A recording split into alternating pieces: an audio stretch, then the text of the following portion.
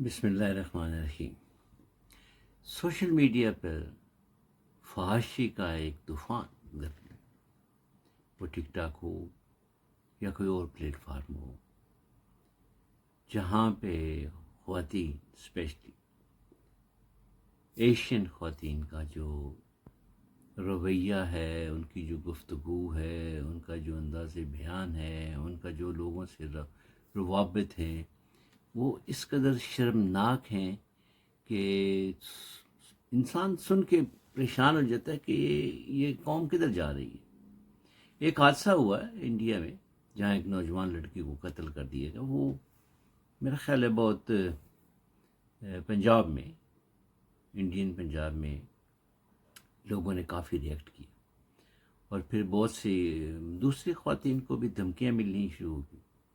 और वो उन्होंने जब पुलिस से रब्ता किया तो पुलिस का एक ऑफिसर, मैं उसे दाद दूंगा कि उसने खुल के उनकी मजम्मत की और ये भी कहा कि यहाँ अगर आप बैठी हैं तो दुपट्टा पहने, ये हमारी रवायात नहीं है। मैं पाकिस्तानी भी देखता हूँ और अभी आपको बताऊंगा, आप खुद सुने और इस तमाम जो गुफ्तगू होगी आप अप्रिशिएट करेंगे उसे। वो इसलिए कि हमारे माशरे में ये नहीं होता था। सोशल मीडिया पर पैसे कमाने के लिए क्या अपने जिस्म को नंगा करना ज़रूरी है? शायद उन लोगों के लिए जो पैसे की धुन में हैं।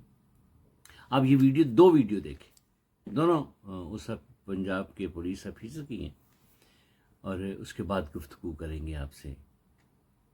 ਕਿੱਥੇ ਹੁਣ ਤੁਹਾਡੇ ਵਰਗੀਆਂ ਨਸਲਾਂ ਪੈਦਾ ਹੋਈਆਂ ਇੱਥੇ ਜਿਨ੍ਹਾਂ ਨੇ ਆ ਕੇ ਪੰਜਾਬ ਨੂੰ ਪੰਜਾਬ ਨਾ ਰਹਿਣ ਦੇਣ ਦਾ ਠੇਕਾ ਲੈ ਲਿਆ ਕਿ ਅਸੀਂ ਪੰਜਾਬ ਨੂੰ ਬਰਬਾਦ ਕਰਨਾ ਹੈ, ਅਸੀਂ ਬਦਨਾਮ ਕਰਨਾ ਹੈ। ਇੱਕ ਪਾਸੇ ਨਸ਼ੇੜੀਆਂ ਨੇ ਪੱਟ ਕੇ ਰੱਖਤਾ, ਇੱਕ ਪਾਸੇ ਗੇ ਬਿਰਤੀ ਵਾਲਿਆਂ ਨੇ ਪੱਟ ਕੇ ਰੱਖਤਾ।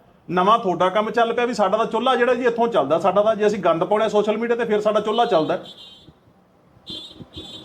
ਅੱਜ ਤੁਹਾਨੂੰ ਥੋੜਾ ਜਿਹਾ ਕਿਸੇ ਨੇ ਕਹਿਤਾ ਕਾਂ ਮਾਰ ਕੇ ਟੰਗਤਾ ਨਾ ਅਗਲਿਆਂ ਨੇ, ਐਸੇ ਕਰਕੇ ਸ਼ਾਇਦ ਤੂੰ ਇਹ ਕਹਾਵਤ ਨਾ ਸੁਣੀ ਹੋਵੇ, ਅਸੀਂ ਤਾਂ ਅੱਖੀਂ ਵੇਖਦੇ ਰਹੇ ਵੀ ਕਾਂ ਮਾਰ ਕੇ ਕਿਵੇਂ ਟੰਗਿਆ ਜਾਂਦਾ। ਇੱਕ ਕਾਂ ਮਾਰ ਕੇ ਟੰਗਣ ਦਾ ਮਤਲਬ ਹੁੰਦਾ ਸੀ ਕਿ ਬਾਕੀ ਕਾਂ ਜਿਹੜੇ ਆਟੇ 'ਚ ਟੁੰਗਾ ਨਾ ਮਾਰਨ, ਉਹ ਬੱਚਿਆਂ ਦੇ ਹੱਥਾਂ 'ਚੋਂ ਰੋਟੀ ਨਾ ਖੋਹ ਕੇ ਲੈ ਕੇ ਜਾਣ। ਇੱਕ ਮਾਰ ਕੇ ਟੰਗਿਆ ਹੁੰਦਾ ਸੀ, ਬਾਕੀਆਂ ਨੂੰ ਨਸੀਹਤ ਪੈ ਜਾਂਦੀ ਹੁੰਦੀ ਸੀ ਵੀ ਇੱਥੇ ਨਹੀਂ ਜਾਣਾ, ਇਹ ਮਾਰ ਕੇ ਟੰਗ ਦਿੰਦੇ ਹੁੰਦੇ ਆ।